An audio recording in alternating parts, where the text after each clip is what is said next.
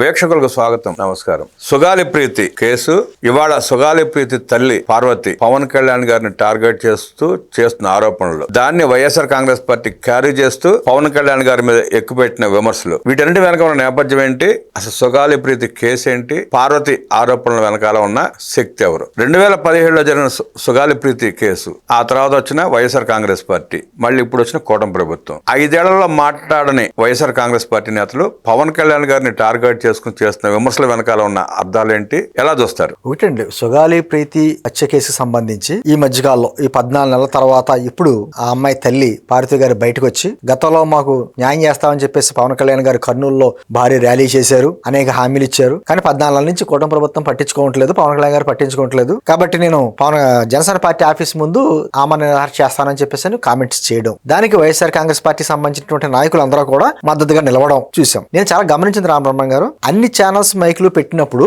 ఆమె మాట్లాడేది ఒక విధంగా ఉంటుంది, సాక్షి మైక్ ఒకటే ప్రత్యేకించి పెట్టినప్పుడు ఓ రకంగా ఉంటుంది. దాన్ని బట్టి ఆవిడ వెనకాల ఎవరున్నారో మనకు స్పష్టం అవుతుంది.